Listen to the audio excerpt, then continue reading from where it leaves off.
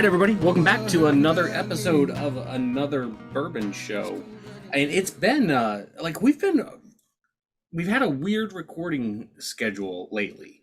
We recorded and then we took a week or two off, and then we recorded an episode, and now it's been another week or two. I've kind of lost count. A lot of things going on in our lives. That's the thing here. It's summertime. So I mean, if you wanted consistency, you probably wouldn't listen to us in the first place. But fuck it, here we are. And tonight we are going to be drinking a bottle that is, I think it's pretty goddamn special. And I'll go into why it is. But the first, just explain what we're drinking is this beautiful son of a bitch right here. It's a Stumpy's Old Monroe Eaves Blind. Now, the Eaves Blind series is started by Miss Marianne Eaves, who is a former high-ranking officer with the Old Forester line, and then she became the master distiller for Castle and Key and the whole restoration project at the Castle and Key distillery, which is one of Colonel E.H. Taylor's famed distilleries. It's actually the one that he was most involved with, is Castle and Key Distillery. And then she left that distillery and is now doing consulting within the bourbon industry. So she's kind of a big deal. Let me rephrase that. She's a huge big deal. And because she was the first female master distiller in the state of Kentucky since Prohibition. So again, she's a really big deal. And in her current role, she travels around the country, and she has gotten familiar with a number of small distilleries, and she wanted to highlight some of those great local distilleries, local craft distilleries. And so in 2021, she picked 8 craft distilleries across the country and is highlighting them with her Eaves Blind series, and Stumpy's was one of those 8. So Stumpy's is held in high regard by Miss Marianne Eaves. Shit, it's been so goddamn long. What do we do next? Do you want to talk about the bottle? Do you want to talk about the label? What do we want to do here? Let's talk about the label next. All right. Well, first of all, I'll say that this is the regular Old Monroe label. Let me grab that. So yeah, so this is basically the regular Old Monroe label, but everything it's black on black. It's that matte black look, which I generally like.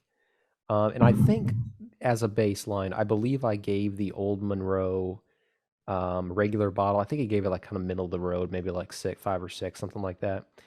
And I would say that this is going to end up being about the same spot. I don't think they improved on it, mainly because, as Ryan kind of mentioned before we started recording, it's really tough to read. Mm-hmm. I think you're doing a good job here, Dan, like of the light hitting it just right, and it's at its most legible, I would say. But most angles that you hold it when you just pick it up off your shelf, or when you're just looking at it on the shelf, it's pretty much just a completely blank looking label. So if somebody just quickly asked me, after I poured a pour of this, what the proof was, I would kind of have to get it in the direct light to tell them, You definitely have to get it at the right angle. So this is, it's appropriate that they're calling it the Marianne Eaves Blind, because you basically just have to drink this if you want some. You're not going to know exactly what it is or what the info is. Even though I like the black on black design in general, I'm going to give it the same score. I'm just going to give it a 6, and pretty much leave it at that. I think it looks nice. It definitely stands out from the other labels, I'll say, because we'll get into this in a minute, but we were in their gift shop together, and when we were standing there looking at all their bottles, it's very striking because that one looks much different than the others on the shelf. Yeah. And you have to ask somebody what it is because you can't read the label. But yeah, I think it stands out, but it's a 6 to me. So you guys go ahead and keep talking about it. I just wanted to share this. This is the whole Eaves Blind series. You can see Stumpy's here at the end. They all use that same exact label, style at least. But then Oregon Spirit was like, well, we need the negative space so that it's still a mountain. Exactly. Yeah, which I mean, it's fine. I get they're doing their thing, but could you imagine this with a nice gold lettering Yeah, it would look with that awesome. pipe? Yeah. Mhm. Well, and so the Eve's blind, like there's this, like there's a set that you can get of samples of each of the bottles with like these really fancy cool glasses. Um yeah, it's a whole thing she's doing. And Was she dating Venom or something? oh, as a matter of fact. No, but it's yeah, so No, she's just really into Morbius. so yeah, so this is the Eve's blind, and I thought it was pretty great that she decided to partner with Stumpy's for this release because again, like she's such a huge big deal, and she just picked 8 distilleries from the 8. Well, I shared it for just a second, but she picked like they're kind of the different regions of bourbon production in the country. So you've got like the southeast, northeast, Ohio Valley, blah blah blah blah blah. And then And you she just have a just off the northeast coast up there, you have the Eves Peninsula right over there. That's right, right over here. um but she picked a distillery from each of those regions to like represent that region. And she chose to go with Stumpy's for the Ohio Valley region. And there's a whole bunch of distilleries in that region since it includes fucking Kentucky, right? So it was kind of cool that she selected Stumpy's to partner with. And basically she comes in and she starts mixing things from different barrels until she comes up with the combination she likes. And this particular one ended up being, I know she pulled out of 8 different barrels to make this blend, and it's 46% yellow corn, 21% bloody butcher corn, 6% white corn, 19% rye, 2% wheat, and 6% malted barley. So technically it's a 4 grain, right? Like even though I just named off 6 different grains, technically it's a 4 grain because there's just 3 different types of corn.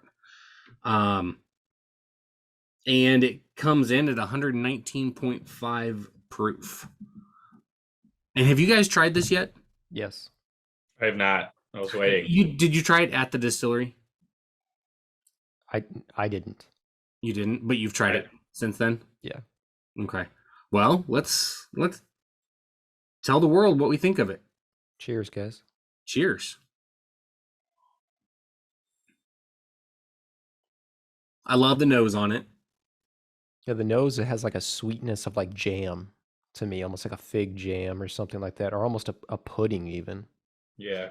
One of the things that's most striking to me about the nose is that, like I just said, it's 119.5 proof, which is I mean, that's getting the fuck up there. And the nose does not feel like it's 119.5 proof to me.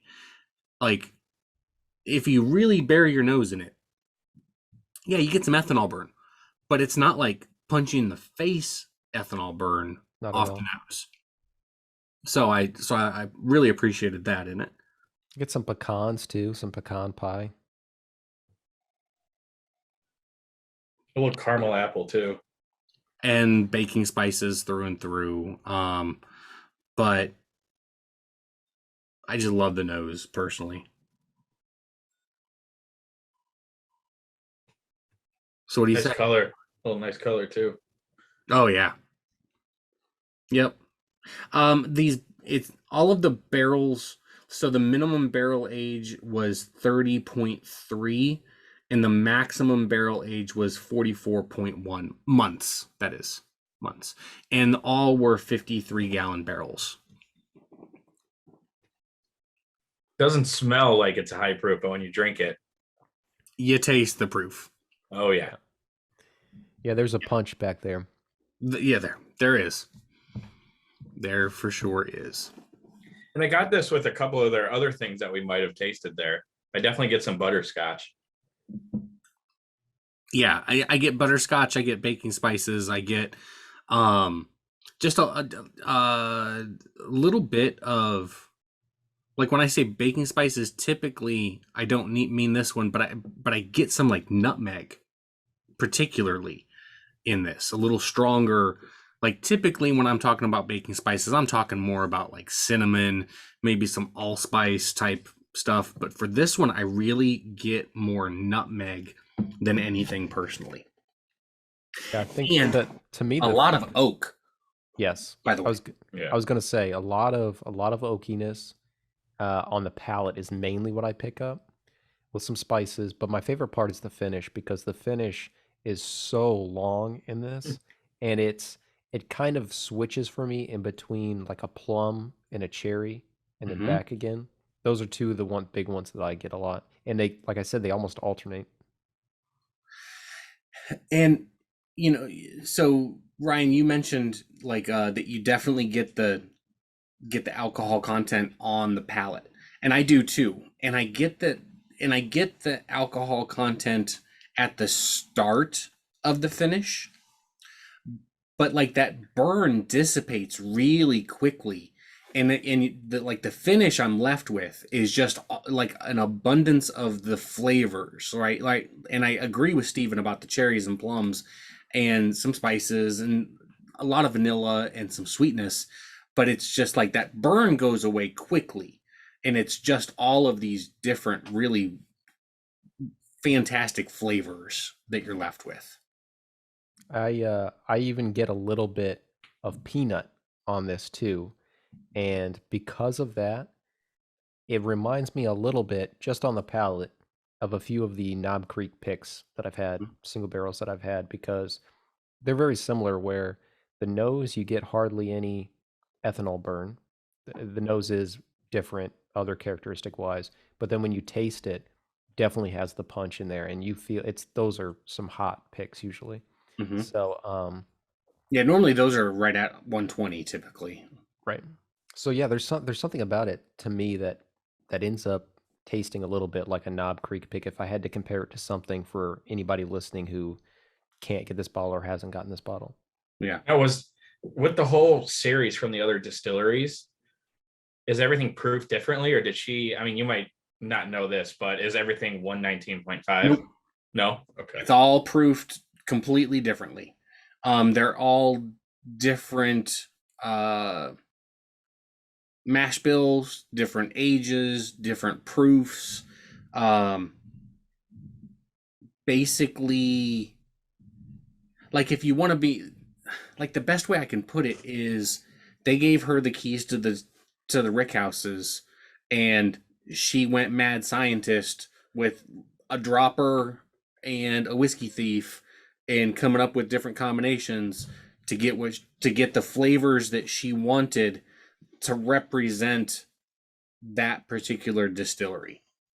It's a really great project she did, and um Adam and Laura had nothing but fantastic things to say about her. How much fun she was to work with, and how great the project was, and how surprised that they were that she wanted to work with them, because of, again, how many distilleries she had to choose from, and they chose to work with, or she chose to work with them. So that was pretty cool. So I do want to say that this is the one I got the other day. I have one up here, up there. I'm pretty proud of this one. So this one is autographed by Marianne Eaves, Adam, and Laura Stump. And I think that that's pretty fucking cool. So they gave me this one, and I'm fairly sure that I'm one of the very, very, very, very few people who have Laura's autograph. I know I know Marianne autographed a bunch of them, and I know Adam autographed quite a few, but I don't think Laura autographed any but mine. She was really hesitant to even do it, and I pushed her for it. So I'm gonna keep that one unopened for a while. Eventually, I'll drink it, but And you were like, "Thanks, guys. I'm gonna set this next to my mellow corn and my moonshine." that's right. Those have sentimental value to me. That's what those are. Stumpy's is now available for purchase online, and that was not the case previously. And it technically is not yet available. They're still in pre-sale, but they're available online through passionspirits.com. If you go to stumpy's.com, stumpyspirits.com, there's an online link that'll take you to the online sales place. I don't know how many states they're available in, but you can get their small batch bourbon, their bottled in bond wheat, the Eaves blind, their pecan pie flavored whiskey, which goes great on waffles, lemon drop whiskey, and then their vodkas and their gin, all available online. So this was not intended to initially be a pitch for the fact that they are available online, but to me it's pretty exciting because they're my favorite local craft distillery, and I've been hyping them for literally multiple years now, and I'm excited because now people outside of the St. Louis metro area can finally get them. So, Dan, about the waffle experiment, how often were you getting drunk at breakfast? just 5 days. But of those 5 days, like there was probably a few days at least where you caught a decent buzz from the pancakes. Well, it was Monday, Tuesday, and Wednesday. So I made it look like it was 5 different days, but I recorded one of them on Monday, and then on Tuesday and Wednesday I recorded 2, both of those days, because Augie was going to be with me on Thursday and Friday, and yeah, and third Tuesday and Wednesday I definitely got a pretty solid buzz. But it didn't matter because I was home by myself until like 4 o'clock in the afternoon, so it gave me plenty of time to recover from that. Yeah, that sounds like a great day, honestly. I mean, it really kind of was, if I'm going to be honest with you. Like, because I'm not shitting you. That pecan pie whiskey does go really, really well on waffles. I'm not just saying that it's the best of shitty whiskey to like. It went really well on waffles, and then you splash some in some coffee. Hot damn, it was fucking good.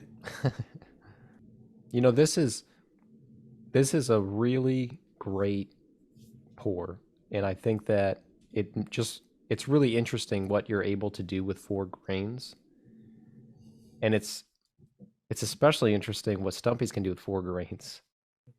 You know, I am glad you brought that up because What's he talking about, dude? I think I'm just gonna say it. This is really good. This is really good. I love this. Yeah. I think our pick tastes better. Wait, what was that? What did Dan accidentally just say?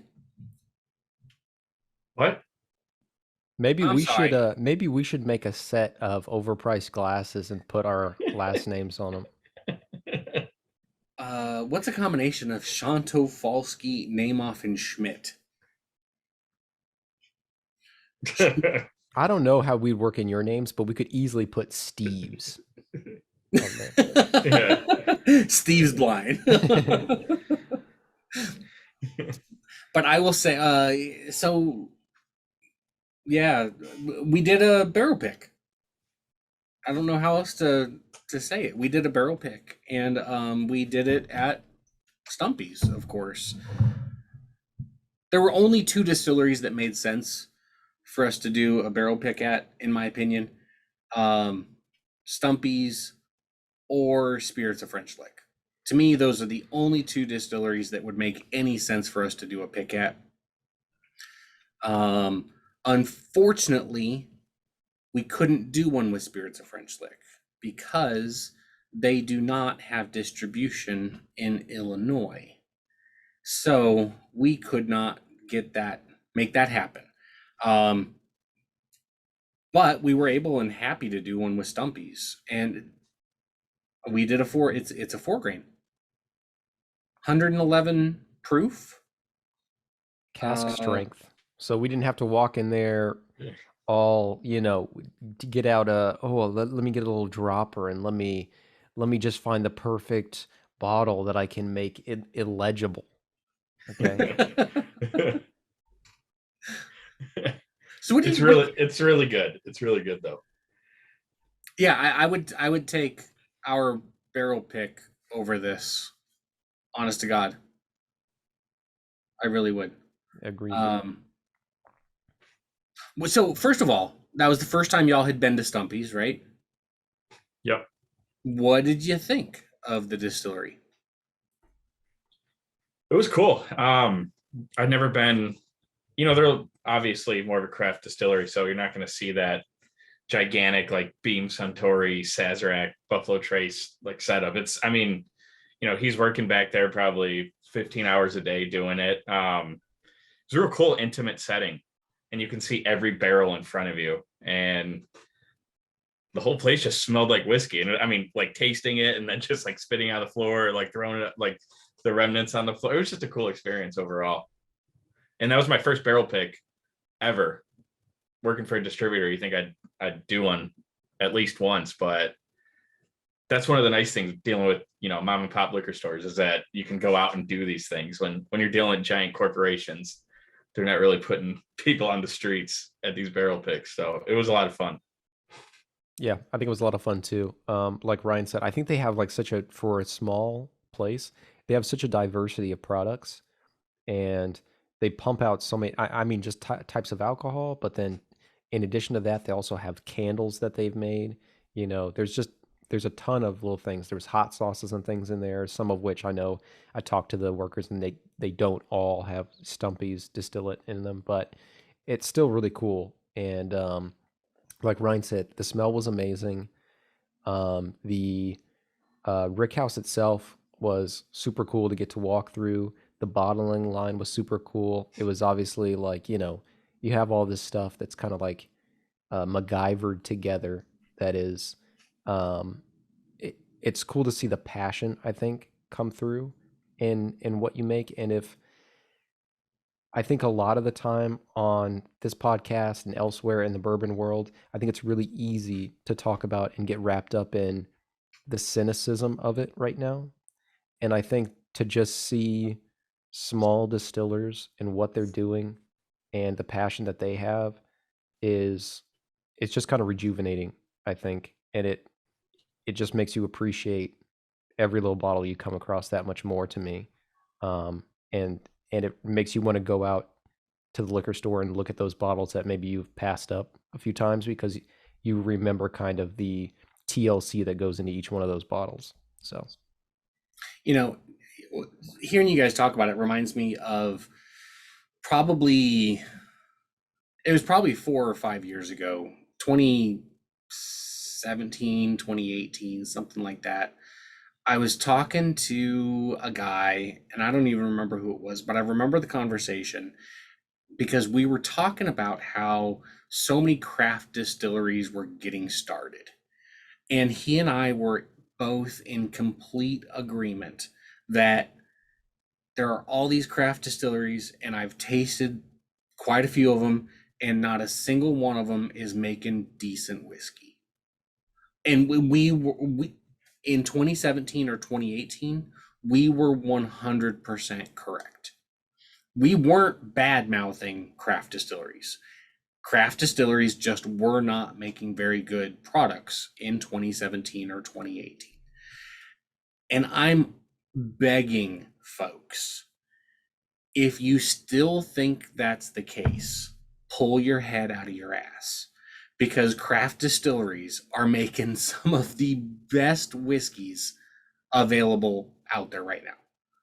There are craft distilleries putting out products that I would match up in a true blind against pick your allocated bourbon, and the chances are high you're gonna like the craft distillery better. And an example of that is the Asbury Park. I put in a blind to somebody against E.H. Taylor Small Batch, and Asbury Park Distilling kicked the shit out of E.H. Taylor. So not only do they have the passion, but the passion that they had 9, 10 years ago is now trickling into the whiskey that's going into the bottles. Whereas 5 years ago, it didn't have the age behind it.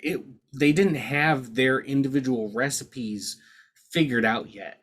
But with that additional time, now they're putting out some stuff that is just literally fantastic. Failed to mention that we did a barrel pick. We don't know when it's going to be available. We don't know what price it will be available at. But some of the details on that barrel pick are like we mentioned before. It's a 4 grain, being corn, rye, barley, and wheat. 111 proof, give or take, bottled at cask strength. It's a 30-gallon barrel, so should yield 125 to 130 bottles, something like that. We partnered with Bobby's for Bobby, my friend Bobby, for this barrel pick. So it's through Lebanon Wine and Spirits, the Glenmart BP, and the Maryville Phillips 66. If you are listening to this podcast and you know that you will want a bottle of it, I expect that it's going to sell out before it ever hits the shelves. So you need to comment on this YouTube or send us a message. What's our email address? I think it's another bourbon show. Yeah, you're right. It's anotherbourbonshow@gmail.com. Send us an email at anotherbourbonshow@gmail.com, and we'll put you on the list to make sure, try to get you on the list to make one available for you. So, and probably just do it there. Let's just say just do it on the email. That way it's all one space. If you put it elsewhere, don't consider it 100% that don't consider it 100% you'll get one either way, but definitely don't just leave it as a comment elsewhere. Hopefully that helps keep things orderly. Yeah, smart move, Stephen. So so the folks that are listening to this podcast or watching this podcast and follow me on TikTok, you'll know that it's going to be available through TikTok as well. This podcast, we get nothing from this barrel pick, right? We're we don't get any kickbacks. There's nothing like that going on. We just wanted to do a barrel pick, to be honest with you. And so you need to basically put your name in for it through email or through TikTok. I'll set something up through there, and then compile this big list. And then whenever we find out how many bottles we get, Steve and Ryan and I will buy the ones that we want to buy, and then whatever's left over after that, we will just do a random sort of the list of people, and you'll get your opportunity to buy one at that point. And we will figure out a way to be able to ship it to you. So if you're not from this area, we'll be able to ship it to you. If you are from this area, then save yourself the hassle, and we'll have it to where you can just go grab it from one of those 3 stores I mentioned. So anyway, all right. So hey, as fun as this is, what do you say we rate this son of a bitch? Let's do it. All right, and we already narrowed it down before a bunch of segues, non sequiturs, but I'm going to give it an 8.0, just an even 8.0. I think that it is a really, really, really solid offering, and it's complex, and it's delicious, and I mean, an 8.0 is a huge number for our rating system, and I think that it earns every bit of an 8. I could actually see going higher than an 8, but I just feel 8 is good. The one The one thing that's holding it from going higher, in my opinion, is that on the palate there is a really heavy ethanol, strong, in your face punch of alcohol. And I think that if it was a little bit more subdued, then I would go higher. Or let's be honest, if I was in the mood for a punch me in the face whiskey, then it would already be higher. In that case, I'd probably go with an 8.5 because it's super complex, but it's really delicious. So there you go, 8.0. Yeah, dude, I'll piggyback off you. I was thinking 8.2, and I'm going to stick with that. I do like the complexity with it. All the notes you guys said, and then, the butterscotch. I taste some caramel apple, and then all those rye spices, the baking spices. It is a little tough to drink at first. That very first sip you have, it really does punch you in the face. But after that, it mellows out. And I know, Stephen, you said earlier that the finish, I mean, or I think you might have said it, Dan, but just levels out and then lasts for a while. Maybe a combination of both of you guys saying that. But yeah, it's really good. And then you could taste the proof. You taste the proof. You know what you're drinking. It's not going to be one of those where you have 2 or 3 glasses and you're kind of drunk, not realizing it's almost 120 proof. It's there. It's going to punch you in the face, but it's really good. Yeah, I love this one. I'm going to go with an 8.2 as well. That's what I had in mind. And then whenever I was listening to both of your kind of reasonings, I was like, I think I'm closer to Ryan than I am Dan, just because I think I like it a little more than Dan. You were kind of like tempering it. You were like, it's great, but kind of thing. I think I like it a little more than that, but I'm with you guys definitely. It's I'd say that the only reason I'm not rating it higher is honestly because of our pick, and because because there's enough characteristics that are similar, and then there's enough that are different, and I think better, that it being so fresh in my mind from the same distillery, from maybe a barrel right next to it, I'm just like, yeah, but there's a little bit of I guess an astringency or something like that we talked about the other day, that I do pick up in this. It's not bad. I don't think it serves it poorly.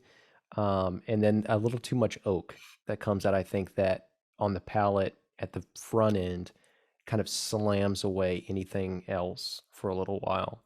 And because of that, I'm going to knock it down a few notches, but it's still really good. And I'd highly recommend picking up a bottle if you get the opportunity or if you're in the area, for sure.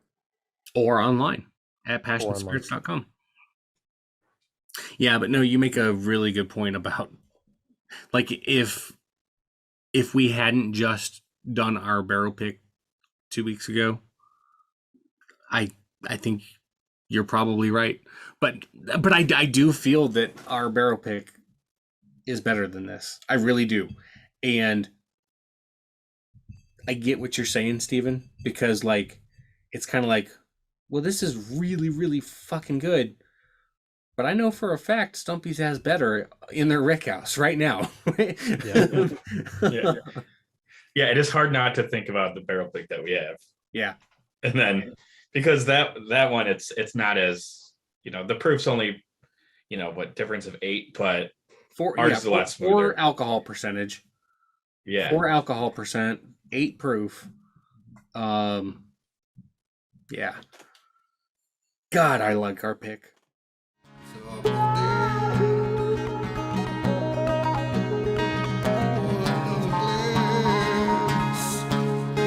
Another brother show. Another brother show. Another brother show. Is my internet all right, by the way? Yeah. You broke up a little bit, but it's okay. Because I had like a message like 15 minutes ago that said internet is unstable, but I'm on full bars. Yeah, seems okay. So if anything happens, just start waving your arms in the air. Well, you won't see it because you're. I need to get a new fucking chair. By the way, you hear this? Oh, Is it loud? Oh, I almost forgot. I did get my new chair. Oh, let's see it. Oh. Wow. Jeez, look at that. That is sweet. How much was that? Slap your mama. This was like uh eight $850, something like that. For a chair? Yeah, for a chair, for a performance chair, like a high, that is a cheap price. Let me tell you what, dude. It is. These retail for like 1,500. I'm in the wrong business. I need to get into, not that yours That's is like shitty, the but chair- shitty office chair Hey, business. that's the type of Shitty chair office that OnlyFans girls have, and that No, Steven, I wasn't saying yours was shitty. I'm saying we should get in the shitty office chair business. Right. Yeah. Yeah.